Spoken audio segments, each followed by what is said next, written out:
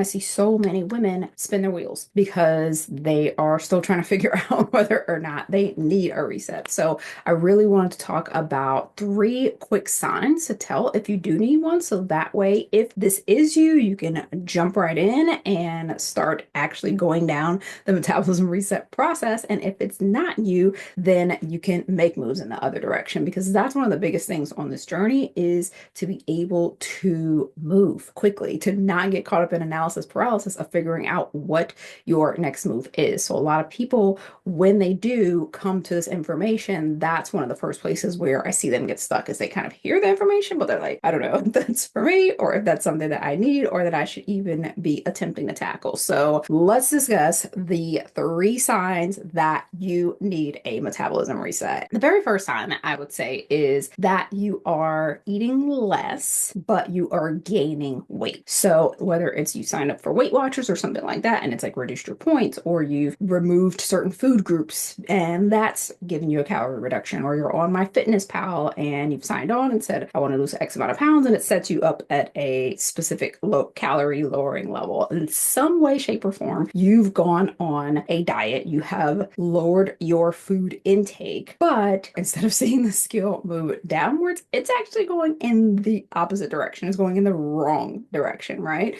So if that describes you, then you've probably gotten caught up in that vicious cycle of dieting. Those of you who have been around for a while, you kind of already understand this, but if you're new here, basically this vicious cycle of under eating is that, you start at one end where, okay, I've decided I want to lose weight, so I reduce some calories, because of the fact that if I'm giving my body less than it needs, then it will get rid of something, right? And you want it to be fat that is getting rid of. The problem is that it's only fat for a short period of time, or if you're not being super drastic with it, right? Maybe you do lose weight in the beginning. What happens though is that eventually, when we're under eating, your body is very smart, so it's going to adapt to that. So when you're under eating, sometimes this happens as quickly as 3 weeks. Sometimes it's a little bit more than that, but basically once you're doing that, you've moved into putting your body on a budget, is what I like to say. And the same way that when you put yourself on a budget monetarily, what usually happens is that you start really going over things with a fine-tooth comb. You're getting rid of non-essentials maybe in the beginning. This is something that is a little bit easier for you because there's maybe like some big glaring red flags of things that you need to reduce, but over time it starts to get a little more tedious, or depending on how much of a budget you've put yourself on, it can become very cutthroat. This is what's happening with your body. So you put your body on this budget, and maybe in the beginning it starts to shed a little bit of weight, but after a while, once your body wises up and realizes that, okay, this is kind of the new norm, we have to make adjustments that are going to be more doable, more sustainable, tuning into the bigger picture. And the bigger picture is that your body prefers fat for its energy source. So if your body has tuned into the fact that, okay, it's been a few weeks of doing this, this is probably going to be the new norm. We don't necessarily want to get rid of all the fat because that's our preferred source of energy. So what happens is that now, instead of it getting rid of fat, it shifts and starts looking around at like, okay, what's the most expensive thing to maintain, which happens to be your muscle mass. So when you've started on this cycle where, okay, I want to lose weight, I'm eating less, I start losing a little bit. Now my body realizes that it's on a budget. It starts getting a little more cost efficient, get rid of the things that's most metabolically expensive, which is that muscle mass. When you start getting rid of the muscle mass, that starts slowing down your metabolic rate. When your metabolic rate gets slower, that means your metabolism slower, which means it's now harder to lose weight. So that's the vicious cycle, is that what started off as the goal is, and the solution to the goal now becomes the problem. So there is always going to come that point in time where eating less and moving more isn't really the solution, it's actually the problem. And so when you're caught in that vicious cycle, what happens is that now your body has adapted. What was maintenance is now like surplus. What was the deficit is now maintenance. So that means like you dropped your calories, your body realized what was happening and adjusted, and your deficit, your diet, became your new maintenance level. So then when you go back up to actual maintenance level, you're eating in a surplus. That means you're gaining weight, or your body just continues to adapt, because a lot of people just keep dropping their calories more and more and more. So that's what I mean by you're eating less and you're gaining weight. You're still eating at what should be a diet. So like if your body was originally eating at like 2,000 calories, you dropped it to to 1800, that's less. So if your body adjusts to 1800 and you go to 1700, and then when you go back to 18, you're like gaining weight on that, you're not actually eating at maintenance level. You shouldn't be gaining weight yet. So if you're caught in that vicious cycle of eating less and less and less, but you're like gaining, like you're eating your diet calories and you're gaining weight, that's a pretty big red flag that you need a metabolism reset, because of the fact that the budget is no longer working for you. You have to reconfigure things. You have to bring back in some essentials in order to fix the problem. So if you're in that position where it feels like, okay, I am no longer shedding the pounds, I am starting to gain weight, that's usually the sign that your metabolism is begging for some help. So that would be the first sign, is that you're eating less but gaining weight. The second sign that I would say is exhaustion. If you're experiencing exhaustion and burnout, that is a clear red flag that your body is begging for a metabolism reset. I discussed a lot of these also in the signs that your body is asking for a diet break, which is, you'll see that a lot of these are very similar because metabolism reset is an extended diet break. But if you're that person where you are feeling exhausted all the time, especially if you're someone who lives a fairly like healthy lifestyle, like you're eating clean, you're working out, you're doing everything by the book, but you feel like a zombie, you don't have any energy, you don't have any motivation, you just feel like you're always tired, and that's almost just become a way of life for you. And you're starting to get to the point where like you don't have energy for your workouts, you don't have energy for like daily life. Instead of your workouts energizing you, so like instead of the person who like gets up, they have that workout and they're like energized and ready for their day, you flatline after you work out. Like you're like, I don't even have, like, it's either work out or do life. And when you start feeling like you have to choose, or you're that person that's like, maybe you're exhausted all day long, but at the end of the day, you can't get to sleep. You have trouble sleeping. You are waking up a lot in the middle of the night, or maybe you're in bed for 6, 8, 9 hours and you wake up and you still just don't feel rested. So like you're constantly feeling unrested, you're constantly feeling exhausted, you're constantly feeling burnout. You don't have like this zest for life. Your workouts drain you, they don't energize you. You're irritable, you have mood swings, all these things happening. Usually that's a sign that something hormonal is going on. So a lot of times this is where we start symptom solving. So you start drinking more coffee, or if you're somebody who's like super healthy, maybe you're looking for these like other healthy things. You're taking supplements and stuff like that to try to give you more energy. You're taking a lot of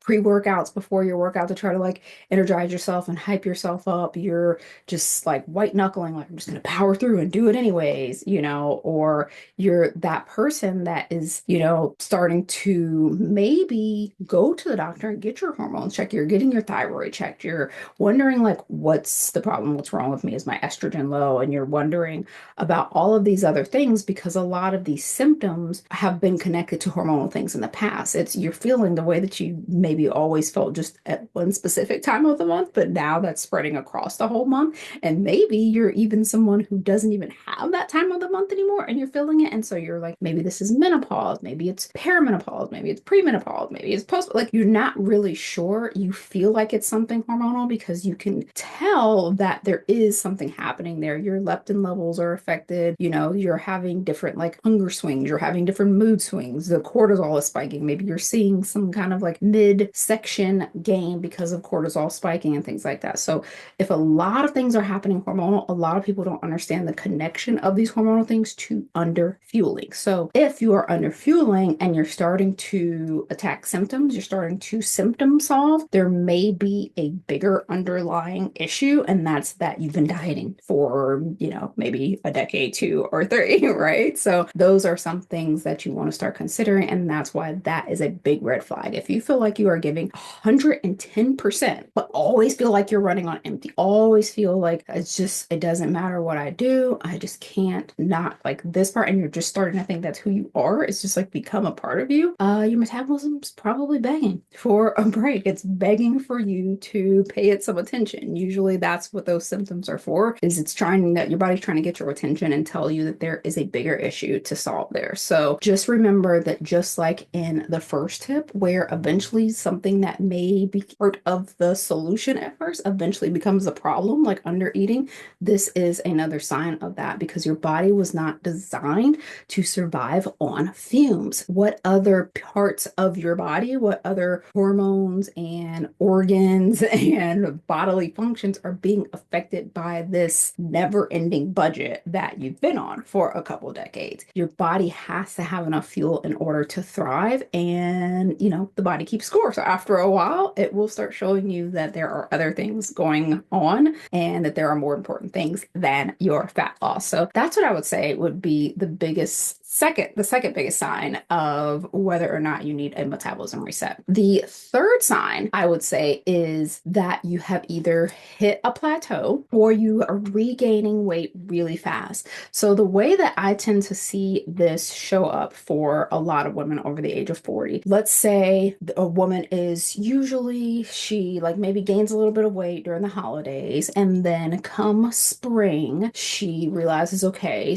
warmer weather is on the horizon. Let me go through a little bit of, shedding to lose some pounds, or maybe this happens after babies, and they have a specific amount of time that usually like works for them for getting ready for that shedding, for that getting their pre-baby body back, or whatever the case may be. And they go through this usual system, diet, workout plan, whatever, and they get the weight off, and they're able to keep it off for a certain amount of time. So either until like maybe they're in a phase where they're having babies like every other year, so maybe it's until the next pregnancy, or they shed every spring for their summer body. That spring fat loss phase may last them all the way until the holidays, where they put on that 5 to 10 pounds, and then they kind of repeat that cycle for a while. So they have kind of a go-to cycle for when they lose fat and the system for how they lose that weight, and then the length of time that the weight stays off. What starts to happen over time is that all of those things shift. So even if they are going on their weight loss plan at the same time of year and they're able to lose the weight, they're regaining it faster. It's coming back faster than usual. So maybe they were able to go on a fat loss phase in March and pretty much have their body that they want until like Thanksgiving, right? Slowly that begins to shift. So instead of them having their results from maybe April until November, it starts to be that it takes them a little bit longer, maybe like they don't get the results until May, and then the results don't last until September, and then it takes them until June to get the results, and then the results only last until August, and so on. So that timeline starts closing in where it's taking them longer to get the result, and the regaining part is coming on faster. Now, this could be because of that system,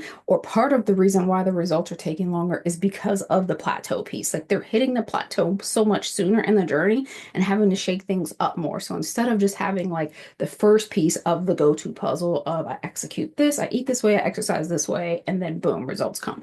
They do that part and they hit their plateau a lot sooner. So maybe they didn't hit the plateau until, like I said, like that, like end of April. Now they're hitting their plateau like a couple weeks in. They're doing all of their usual things. They hit a plateau and then they have to start troubleshooting and do something else, change something else, remove something else, work out a little bit harder. And then the regain piece on the other side is a lot faster. So if that's you and you're noticing that like the timeline is shrinking, like longer to get the results, you're keeping the results for a shorter amount of time, then that's usually a pretty big sign, because plateau is one of honestly the biggest signs that like your body has adapted to whatever it was that you're doing. So remember, again, when we're talking about that vicious cycle, every diet chips away at the muscle mass. So as long as you're chipping away at muscle mass, that means you're burning fewer and fewer calories at rest, which means that dieting becomes less effective over time. And fat regain happens more easily because of the fact that you've entered the cycle. So if you're at that point where dieting feels harder every single time, and you're realizing like, okay, it's not for lack of trying, it's not because I'm not doing what I'm supposed to be doing. Like I'm out here, I'm getting it in, I'm burning the calories, I'm testing out new workouts, I'm signing up for more classes at the gym, I feel like I'm restricting myself all year long, and like my results are like blah, if anything. Not only am I regaining it faster, like I have more to lose every time. When you're kind of in that cycle, that is what I would say is that number three huge red flag that it's time. It's time for you to do a metabolism reset. And at this point, the reason why I see so many women over 40 that come to this information and then kind of stop and hesitate and get caught up in analysis paralysis, because everything about this feels so abnormal. And because of that, that means that yes, you do need a metabolism reset, which is increasing your calories, rebuilding lost muscle mass, and getting to the point where your metabolic rate is higher before you go back into fat loss phases.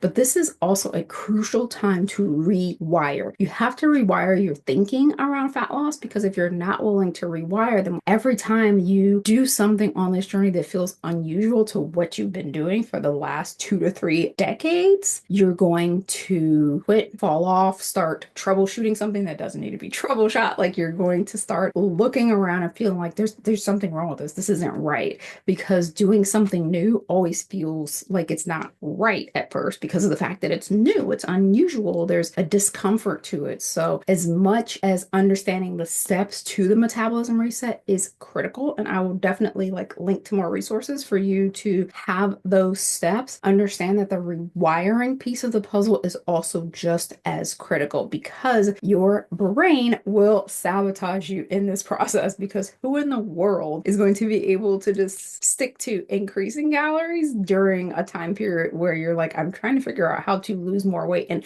everything in you has been programmed to eat less and move more when you want to lose weight? This will go against everything that you've ever done in the past. And because of that, you have to make sure that you get your brain on board too. So those are the biggest three signs. If you're someone who is stepping out of analysis paralysis and recognizing, I do need this metabolism reset, then I highly recommend that you get started. Grab our quick start guide, which will give you the quick overview of how it works, but I'll also put some more resources as well, like the Master Your Metabolism masterclass, or even our Crushing the Diet Mentality workshop, which is about how the whole rewiring process goes. So it talks more about that metabolism reset, but how to get your brain on board as well. So if you guys have any questions, be sure to drop those in the comments, and I'll also link to some things in the description to help you on your journey if this is you. And if it is, congratulations, it's the best decision that you've ever made, although it might possibly be the hardest decision that you've ever made. So if you do have questions, be sure to drop those below. And thank you guys for joining, and I will see you in the next one.